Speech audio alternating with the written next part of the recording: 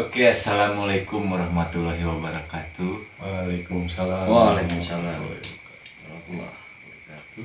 Sobat misteri dimanapun kalian berada, seperti tadi cuplikan yang sudah kita lihat, sekarang kita berada di Tasikmalaya, tepatnya kota tempat saya menuntut ilmu gitu, mencari ilmu hingga alhamdulillah mendapatkan gelar SPD, sarjana pamere dosen gitu.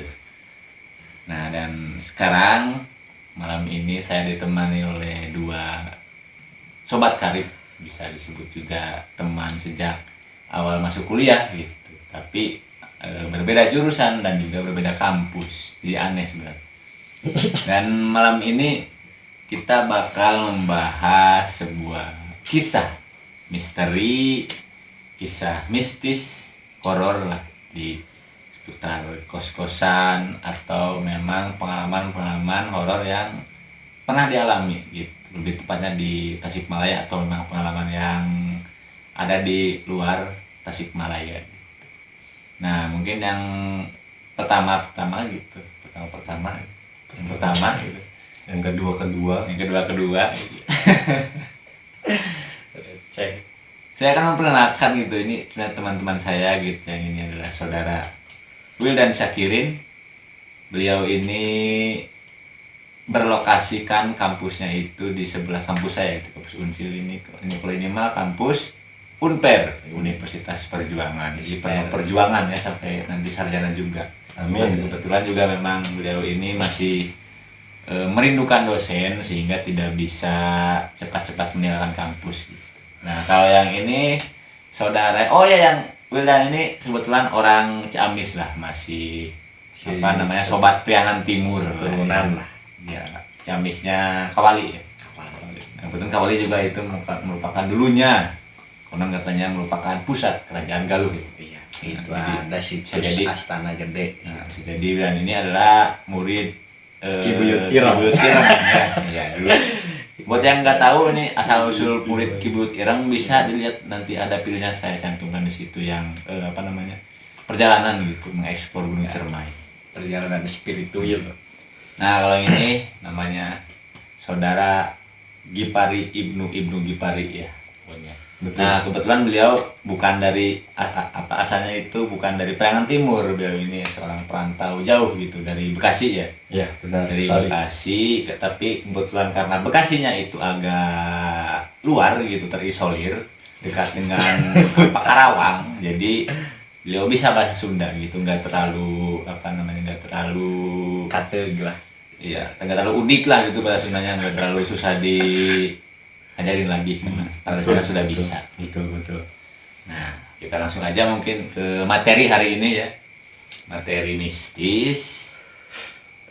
Karena kebetulan juga saya pernah, tepatnya di kosan ini saya pernah ikut tidur gitu di kosan ini selama kurang lebih 2 tahun ada mungkin lah ya di sini. Dan saya sendiri sebenarnya juga mengalami gitu, ada pengalaman mistis.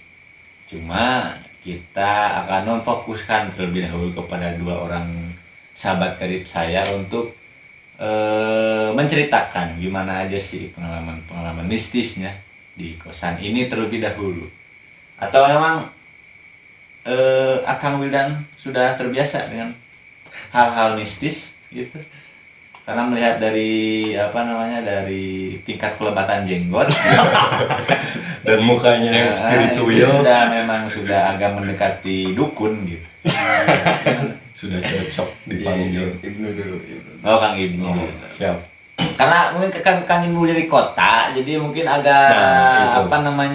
agak kurang, Agak kudet lah ya istilahnya gitu terkait Jadi mistis. dia intensitas kepekaannya terhadap makhluk-makhluk astral agak kurang ya kalau orang kota gitu, karena memang pemikirnya itu yang lebih ke liberal mungkin ya. Itu dia masalahnya. Jadi kira-kira saya mau nanya aja pengalaman mistis pertama yang pernah dialami. Nah, itu tadi ya benar sekali gitu kata Pak Redi, atau biasa saya panggil Pak Guru gitu ya.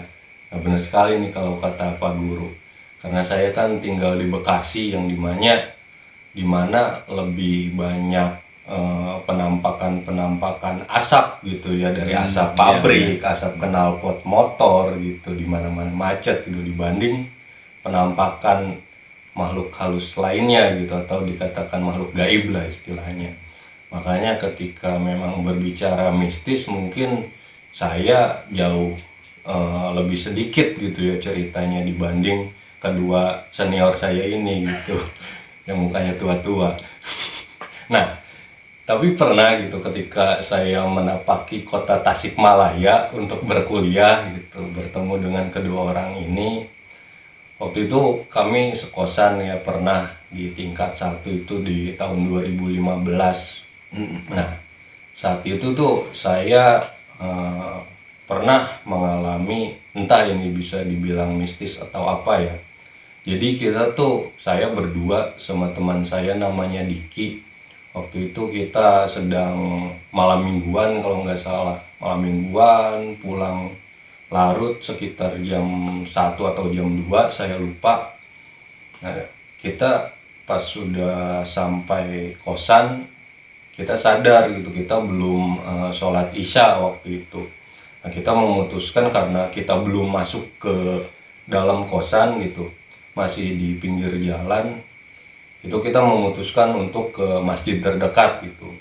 Kebetulan memang dekat dengan masjid waktu itu kosan kita. Nah, ketika kita sholat, lampu sudah pada gelap ya, sudah pada dimatikan gitu. Kita ambil air wudhu, kemudian saya jadi makmum. Nah, teman saya ini si Diki jadi imam.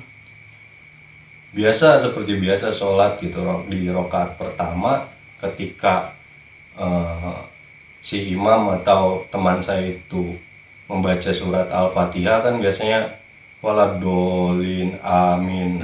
Ketika pas amin itu kan saya cuman sendiri ya makmum. Tapi di situ kayak rame banget suara aminnya itu, jadi kayak lagi sholat jamaah gitu, kayak sholat Jumat gitu. Waladolin amin. Serius. Itu di Masjid Gunung Roai.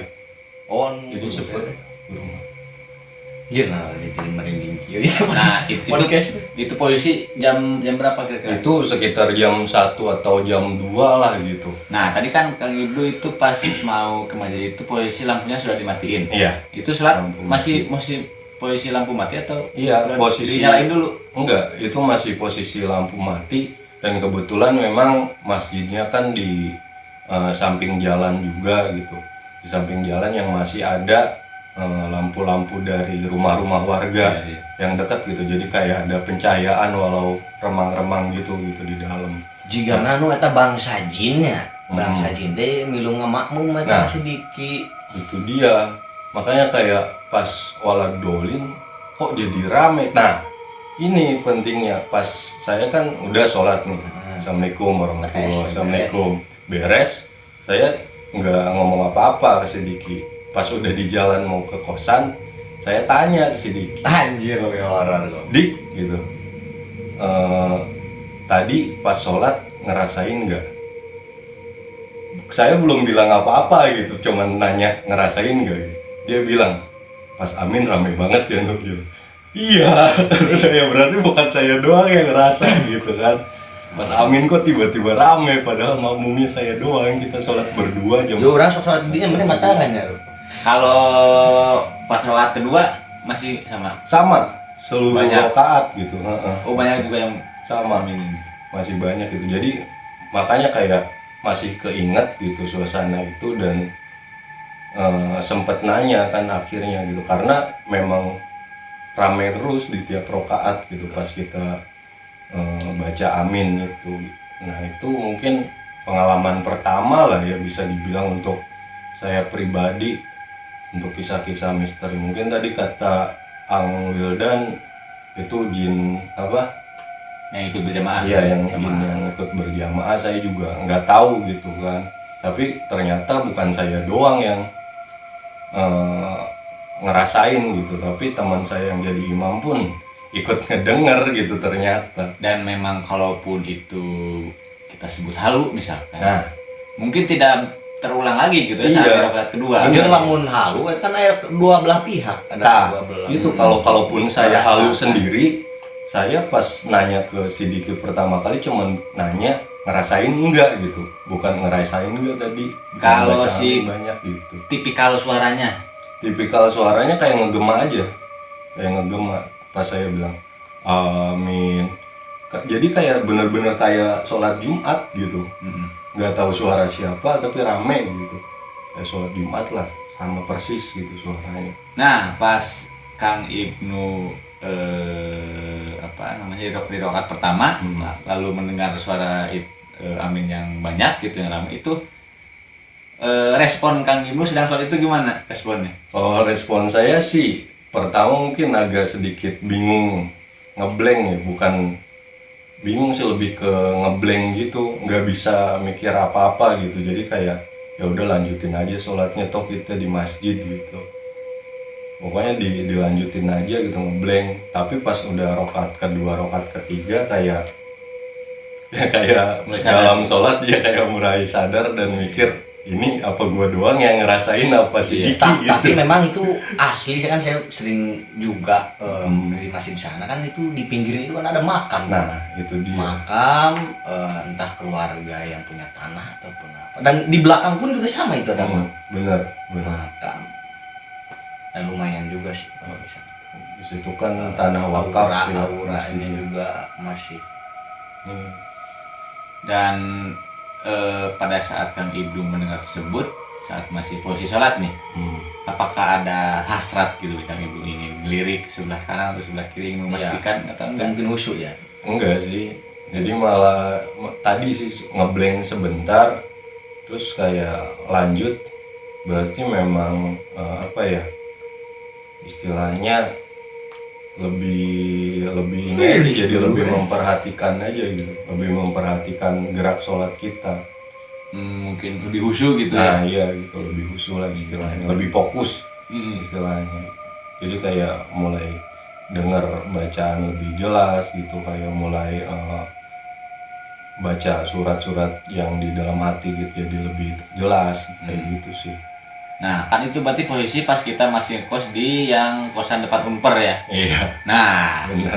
menariknya di kosan tersebut itu memang intensitas aktivitas makhluk astralnya itu benar sepakat. agak Saya merasakan. sedikit bergejolak gitu ya, jadi agak sedikit aktif lah si makhluk astralnya. Sampai ada pernah itu teman saya yang pindah gitu, nggak kuat pindah.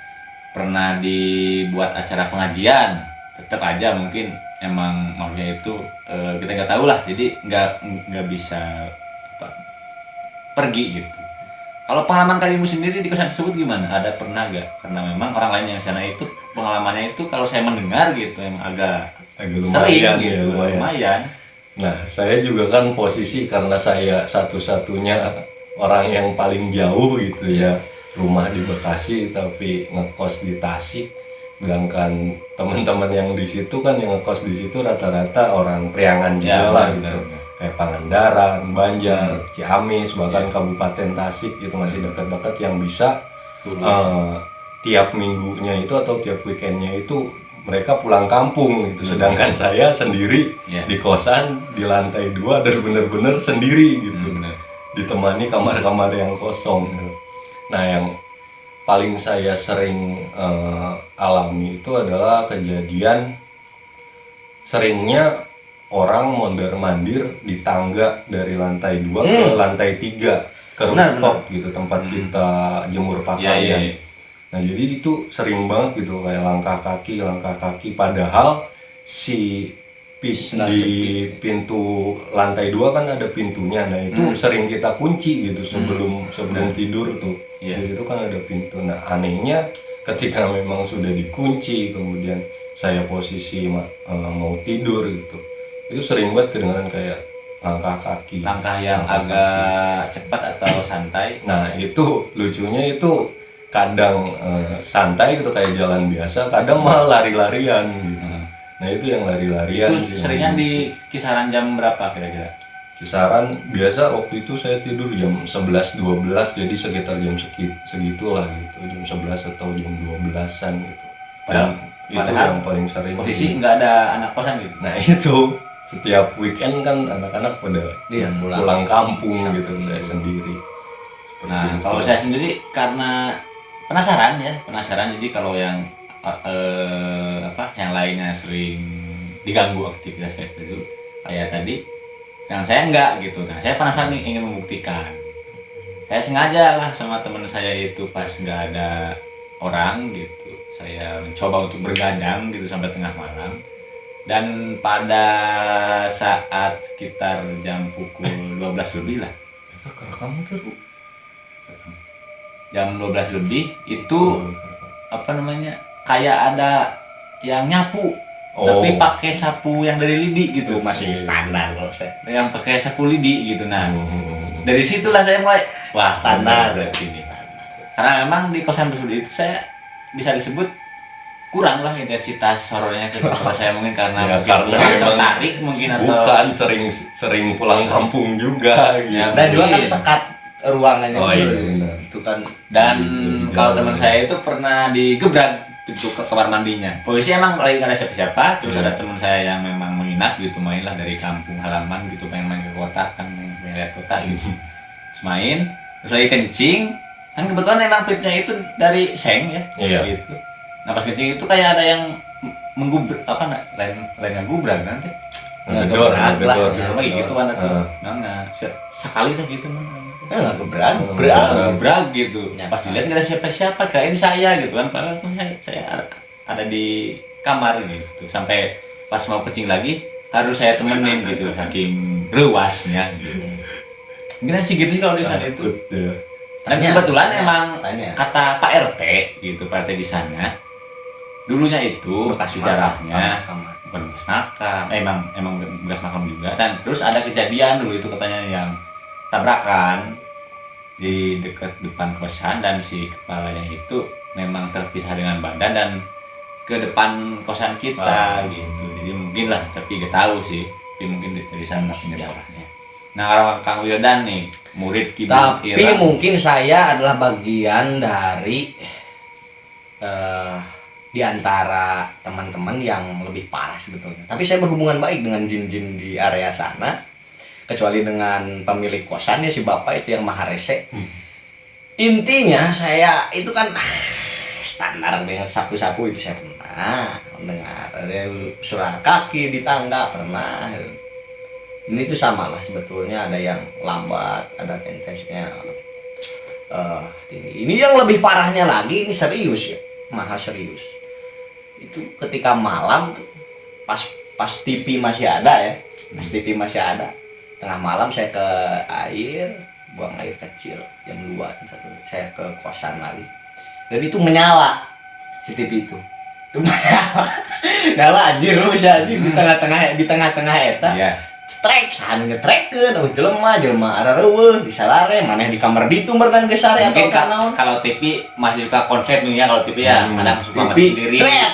Kadang nyala Burung sendiri. anjing, burung pada mana ka aing teh nya. Set diselila tidinya. Urang rada sare ting urang sadar-sadar ngadenge suara TV, tapi kurang teu ditempo. Dan urang geus PWO kok geus goleran. Dan urang sabenerna saya ge beberapa kali sih mempunyai eureup-eureup kan teu nggak terlalu paranoid lah dengan hal itu, karena sudah hal terbiasa bagi saya kan. Bagi teman saya yang belum merasakan ataupun baru pernah beberapa kali di sana ya pundung itu keluar dari kamar itu. Malah saya yang ikut di kamar itu, yang Menggantikan posisinya. posisi kamar itu. Saking horornya, memang horor sekali itu tempat itu, lumayan. Udah TV aja. TV sebenarnya. Cuman horor gimana? Anjir TV tengah peuting jual hirup pan eta dicetrekeun. Oh iya, sama pernah satu lagi. TV dicetrekeun. Pas lagi ngumpul-ngumpul di ruang TV di situ, jendela itu kayak ada yang menggebrak-gebrak. Ada nggak sih Kang Wildan teh? Nggak ada kayaknya. Sama saya. Kan eta loba nu paralelung pokona si Ibai tah si Iqbal. Nah, dan pas waktu Si itu Iqbal. pas malam minggu kalau nggak salah. Jadi kan si Lunggu kosan seperti itu 2 tingkat. Nah, kebetulan anak-anak yang tingkat atas itu main semuanya ke kafe. pas main kafe jam habis isya lah, pulang itu jam 11 atau jam 12-an gitu, gak tahu, pokoknya mau ke tengah malam. Nah besoknya itu si warga yang golongan bawah itu komplain gitu. Lantai 1 golongan Iya. bawah. Yang komplain? yang di lantai 1 itu komplain. Beda. Semalam di atas ada apa sana? Rame pisan, yang lompatan, kayak ada orang lari katanya. Nah kan di situ jadi tanda tanya gitu. Kita kan orang-orang yang di lantai 2 itu lagi pada main gitu ke kafe. Padahal hari biasa aku kan suka rese kan, kalau kelompok atas itu kan kurang rame, kalau mau lamun Persib paling Persib budak rame, atau aku mau lamun SC Al-Barkah ya nih anu. Nah dari itu sih yang Padahal manusia-manusia di lantai 1 biasa itu rame, ini kan mungkin lebih edan deh. komplain gitu. Nah di sana harus dijelaskan kan, kita semalam nggak ada gitu, keluar, dan pas balik juga langsung pada tidur gitu. Nah memang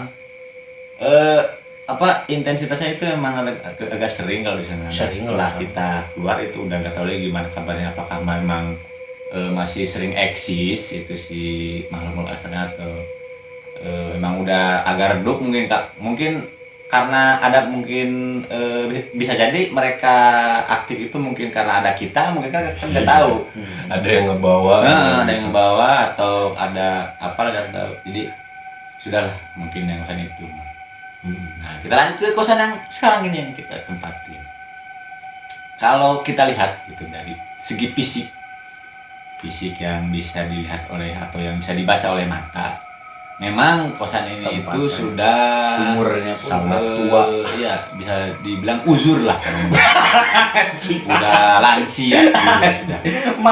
Karena bisa ini sudah hampir dua generasi si tata si dua Denny. generasi lebih gitu. Jadi ada yang bapaknya Kos di sini pas kuliah, bapaknya pas kuliah di sini. Nah, bapaknya punya anak, anaknya kos lagi di sini gitu. Jadi Anaknya bayangkan. kos di sini. Jadi mungkin bisa lebih dari 2 generasi gitu. Dan memang kondisinya itu lantai itu masih tehel gitu, temboknya juga style penjajahan Jepang gitu. Terus saya pintu juga nyengklek. Pintu juga udah gak bisa bener. Jadi emang kalau dari fisik mah emang agak sedikit creepy lah kita sebut gitu. Pengalamannya juga memang bisa kita sebut juga setimpal gitu dengan kondisi fisiknya.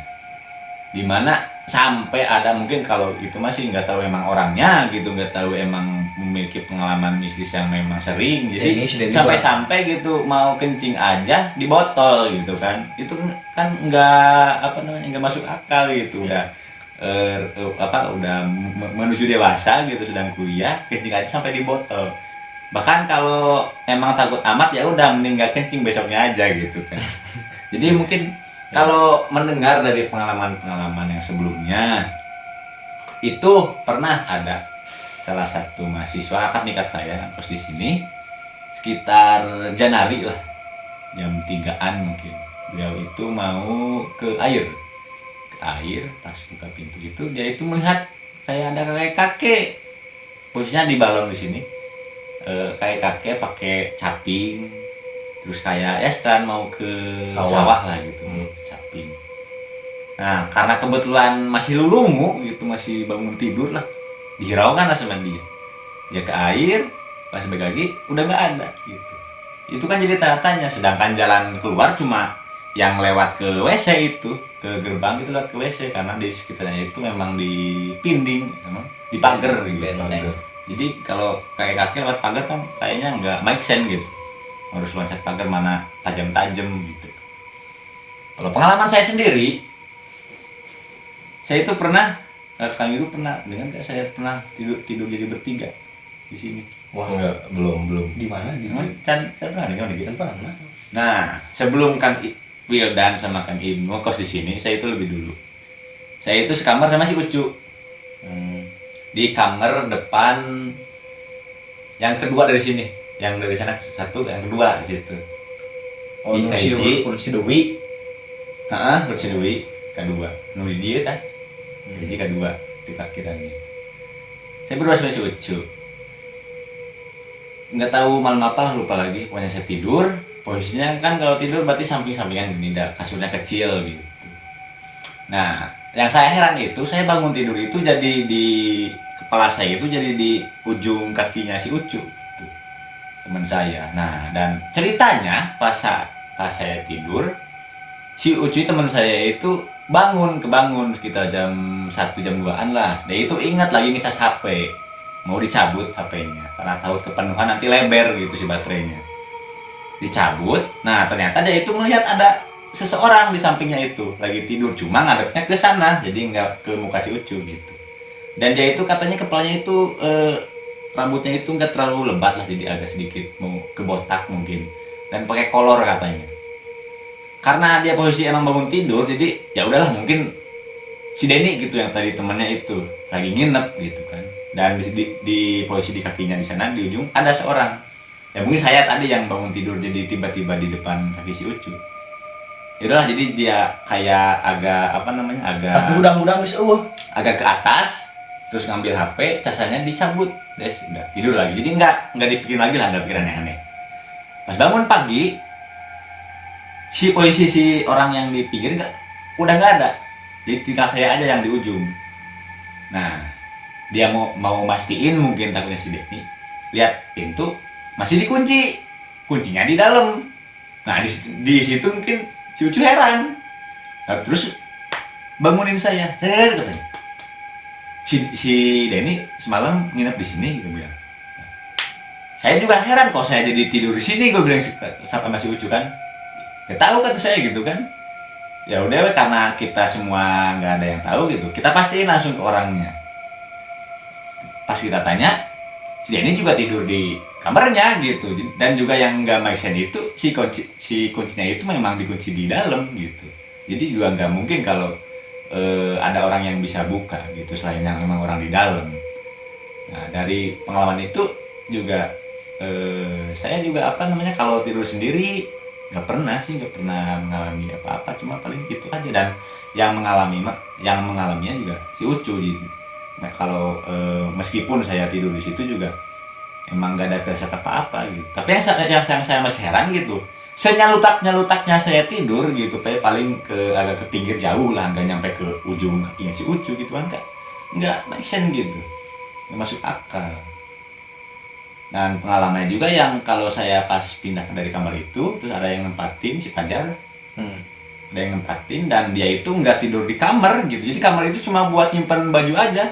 Pas ditanya kenapa, kan sayang gitu, udah ngekos, kamar cuma dipakai buat nyimpan baju kan, kenapa? Jadi pas tidur itu dia itu kayak lihat bayangan yang bolak-balik terus gitu di kamar itu. Satu kedua, nah kamar eta. Horor jadi dia. Gak horor emang kalau kan apalagi kalau dulu yang ada ranjang di situ yang di parkiran. Kan horor kesan ranjang sih kan, ranjang mayit nih. Enak ya? Nih lu aing teh sebenarnya teh borangan, Ru. Aing sebenarnya Serius? ngari kari dirujit. Terus kayak ada yang jalan bener mandir gitu di depan, udah biasa itu mah. Kalau pernah kalkulasikan, pernah benar mandir. yang bener mandir. Tapi emang kalau kata orang-orang yang bisa melihat, dulu di depan gerbang itu ada pohon besar. Cuma nggak tahu kita memang ditebang nih. Baru ini. Hanya Nah, kemungkinan. Nggak tahu. Pohon tersebut ditebang, dan memang katanya kalau kata orang yang melihat itu emang di sana gitu, si sentral atau city-nya mereka itu di sana gitu, tempat mungkin berkumpul lah, pusatnya itu di sana. Tapi sekarang ditebang, nggak tahu si bapak kenapa, butuh biaya mungkin mau jual pohonnya. Itu udah memang keeng gitu. Iya juga. Iya. Dan kalau menyikapi hal tersebut, sudah 2 lokasi berarti yang kita bahas. Dan intensitas untuk saya sendiri itu sebenarnya agak kurang gitu. Mungkin karena saya kurang peka, mungkin juga dari dulu kan. Emang di kampung saya juga saya nggak terlalu memfokuskan diri pada hal tersebut dulunya. Jadi ya cuek aja. Jadi mungkin mereka juga, dan memang kata orang juga kan yang memang sering ditemui aktivitas asal sulit itu memang orang-orang yang apa mata batinnya itu bukan mata batin apa namanya, yang memang Kepekaan. kepekaannya itu memang tinggi gitu. Lanjutkan. Kalau pengalaman di sini Kang Ibnu pernah atau enggak? Nah itu dia gitu, kalau pengalaman secara pribadi gitu ya, saya kan ngekos di sini terhitung 1 tahun lah gitu, dan kemarin ketika waktu PSBB kan itu mahasiswa Larangan pada pisah, iya mahasiswa kan pada pulang kampung semua gitu, dan saya ketika mau pulang kampung udah terlanjur PSBB duluan gitu, jadi mau pulang ribet ngurus tes positif atau negatif gitu, swab rapid waktu itu ya, masih rapid test segala macam.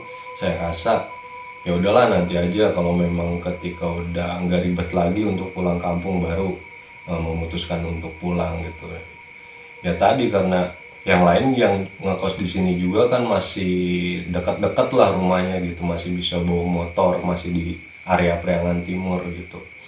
Nah saya sendiri hampir selama 2 bulan itu benar-benar sendiri di, kan kamar ada berapa ya, 20 kamar mungkin ya di kosan ini tuh, 20 kamar, dan saya paling pojok, paling belakang, 1 kamar doang yang ada gitu, depan sawah luas, samping empang, dan juga kosan yang baru banget dibangun belum jadi gitu, belakang kosan yang kosong juga gitu, samping kosan yang kosong juga gitu. 2 bulan tapi kok kayak yang apa ya, seakan-akan tidak terjadi apa-apa gitu. Bahkan teman-teman saya yang orang Tasik gitu yang saya kunjungi untuk main juga kayak keheranan sendiri gitu. Kok itu sendirian di situ lama gitu, kok nggak ngerasain apa-apa gitu. Ya nggak tahu gitu, karena emang nggak peka atau gimana gitu. Tapi pernah waktu itu si Denny itu yang ngekos di sini juga, kayak sebelum PSBB lah, beberapa bulan sebelumnya gitu, dia ada di sini. Terus pas saya pagi-pagi ke kamar mandi ketemu dia nanya ke saya gitu, ngedengar suara kuda nggak sama gamelan? Jam berapa kata saya? Sekitar jam 1 kata saya. Ini cocok mungkin buat dikasih Kata saya, interogasi.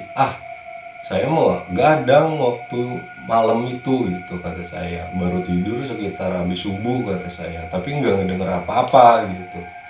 Mungkin kalau orang-orang lain mungkin merasakan gitu ya ada sesuatu, tapi kalau untuk saya pribadi sih lebih ke ya biasa aja gitu. Untuk tidur mungkin yang saya nggak peka atau nggak paham hal-hal seperti itu gitu. Itu sih kalau dari saya pribadi. Kalau Kang Wildan kan berarti di sini itu pernah 1 musim mungkin ya? 1 musim. Kurang Satu main musim, kemana? ya. 1 musim nggak ada Tuh sih. jalan janggal gitu atau yang membuat apa? Kejadian mah henteu anu pertemuan non misalkan menemukan kalangkang begitu sih paling bayangan nurana horor. Misal pas asup gerbang pas awal, terus di belakang empang misalkan semacam bayangan-bayangan lah. Oh iya, saya juga pernah ada sih kejadian